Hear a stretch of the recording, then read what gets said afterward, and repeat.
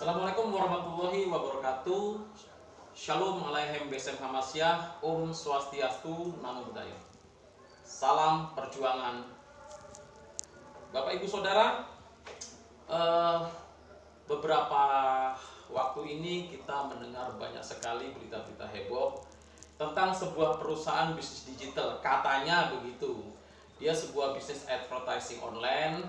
Nah, kemudian di situ bisnis ini memberi kesempatan kepada para membernya untuk bisa berkontribusi, ya, memasang iklan, katanya begitu. Tetapi di waktu yang sama juga perusahaan ini berjanji untuk memberikan sebuah reward, begitu Bapak Ibu. Dan itu terikat loh dalam sebuah perjanjian disebut dengan FAQ. Nah, anehnya begini Bapak Ibu. Begitu para member customernya ini mereka mau tuh untuk beli iklan yang ditawarkan itu, tetapi begitu sudah jatuh temponya, begitu sudah jatuh waktunya untuk mendapatkan, gak didapatkan Bapak Ibu. Contoh Bapak Ibu, ketika orang membeli sebuah slot iklan seharga 5 juta, kemudian dijanjikan sebuah paket reward, sebuah mobil seharga 500 juta. Sebut aja Pajero misalnya contohnya, oleh si perusahaan advertising ini. Nah, pada saat sudah jatuh tempo, S dan K-nya terpenuhi, syarat-syarat dan ketentuan and condition-nya sudah terpenuhi, anehnya bukan mobil yang harga 500 juta yang dapat, tapi sebuah mobil seharga sabar dan janji. Nah, ngamuk gak tuh? Para membernya ngamuk lah gitu loh. Nah, ngamuk pertama masih berupa negosiasi. Ngamuk kedua berupa tuntutan. Nah, anehnya begini Bapak Ibu, ini orang member ini ibarat kata orang membeli produk, udah dibayar cash, produknya nggak diantar, ditagih, malah disomasi, diamuk Bapak Ibu. Saya diam berpikir, ya, ini yang gila siapa ya? Mungkin itu belum terlalu aneh Bapak Ibu. Beberapa hari yang lalu, para konsumen member ini yang merasa dirugikan mengajukan tuh sebuah gugatan, ya, gugatan namanya PKPU. Kemudian ada salah satu member, ya, yang menjadi bumper nih ceritanya. Ini bumper ini saya bisa pertanggungjawabkan loh, karena saya dengar sendiri dari yang punya perusahaan advertising loh ngomongnya, ya, saya punya rekamannya. Dia bilang itu kan bumper-bumper ais saja, begitu Bapak Ibu, ya. Ya untungnya Tuhan kasih saya hikmat untuk merekam. Coba enggak kan dikira hoax saya, dikira fitnah nanti. Nah, untungnya saya merekam itu.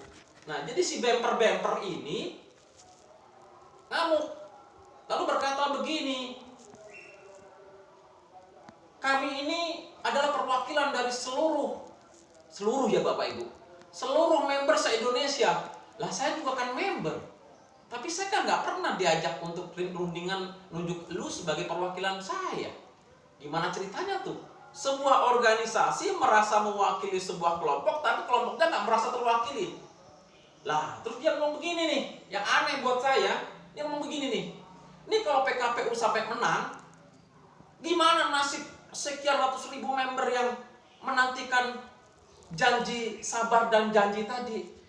Lah, saya berpikir begini Bapak Ibu, saya kan top up reward, top up slot iklan, di situ ada paket mendapatkan reward mobil, bukan reward janji dan reward sabar. Lalu dia berkata begini Bapak Ibu, siapa yang bertanggung jawab kalau ternyata PKPU itu menang? Lah, saya terus berpikir lagi begini, lah, kau yang mulai, ya kau lah yang mengakhiri. Masa orang lain yang mengawini saya, orang lain yang menghamili saya harus mengawini? Kan lucu namanya Bapak Ibu, ya. Ibarat kata kan begitu. Dia menuntut kalau ini nanti terjadi kemenangan di PKPU, kan hanya pengaju penggugat PKPU ini saja yang mendapatkan.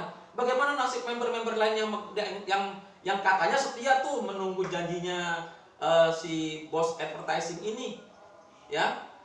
Setia maksudnya setia dijanjiin sabar itu tadi. Ya memang banyak Bapak Ibu, banyak sekali yang dijanjiin sabar itu setia banget. Saya juga heran Bapak Ibu, ya. Kalau saya jadi cewek Bapak Ibu di PHP dengan kata sabar, oh enggak, ya, ini gue tinggal kawin. Ini banyak Bapak Ibu. Yang di PHP dengan jadi sabar tuh setia banget. Ya, sabar, sabar. Jadi tanggal 25 nggak dapet nih, sabar ya, tanggal 27 bulan depan. Sabar lagi. Tanggal 27 nggak dapet, janjiin lagi. Bulan depannya tanggal 25, sabar lagi. Nah, kalau saya mah nggak mau gitu. Saya nggak mau. Nah, yang mau kita ditanya. Nah, siapa yang tanggung jawab nanti sama yang sabar menunggu ini? Ya lu lah. Masa lu yang menghamili, gue yang suruh mengambil? Ini kan begitu logikanya Bapak Ibu. Ya, ini mah dongeng pinggir jalan di warung kopi Bapak Ibu. Ceritanya begitu ya. Nah, terus begini Bapak Ibu. Orang-orang yang sudah top up ini Bapak Ibu, kelompok orang yang sudah beli slot iklan tapi nggak dapat barang seharga 500 juta tadi ya, dan lain-lain, kan nggak cuma satu, banyak. Jadi cuma jadi dapat sabar, sabar, sabar, sabar. Nggak terima Bapak Ibu. Lalu mereka mengajukan tuntutan ke Barreskrim. Kan lebih bagus daripada mereka nuntut di jalanan. Nggak sesuai dengan konstitusi. Nah, kalau menuntut lewat jalur hukum, laporkan ke polisi, sah itu, cakep itu. Nah, ini lucu lagi Bapak Ibu. Nah, ini ada ilustrasi. Jadi ketika ada seorang ya yang sedang sakit kepala, ceritanya ini Bapak Ibu ya. Ceritanya ada orang sakit kepala nih. Terus datang ke toko bangunan. Dia datang begini. Pak, saya mau beli obat sakit kepala bodrek. Si penjual toko bangunan bilang begini, penjaga toko bangunan begini, maaf Bu, di sini toko bangunan, nggak ada di sini jual bodrek. Datang lagi si ibu ini, Pak, coba cek di barang-barang masuk, jangan-jangan ada bodrek. Ini kan toko. Si penjual bangunan bilang begini, iya sih Bu, ini toko, tapi toko saya jual bangunan Pak. Ibu kalau cari besi beton ada di sini. Ibu kalau cari benda, cari seng ada di saya, semen ada. Si ibu bilang begini, saya nggak mau tahu. Pokoknya kalau namanya toko jual semua yang saya mau. Saya nggak percaya. Coba cek itu semua daftar barang masuk. Si bapak disuruh ngecek. Gimana ya? Si bapak ini diem dulu. Akhirnya dia oke lah Bu, saya cek Bu di komputer saya juga. Buka, klik. Nggak ada Bu. Yang ada bata, besi, semen, beton, batako, paku. Nggak ada Bu. Cek sekali lagi Pak. Mungkin seluruh nasional Pak, dicek seluruh nasional. Di seluruh nasional toko bangunan yang ada di Solo, yang ada di Jogja, Jakarta.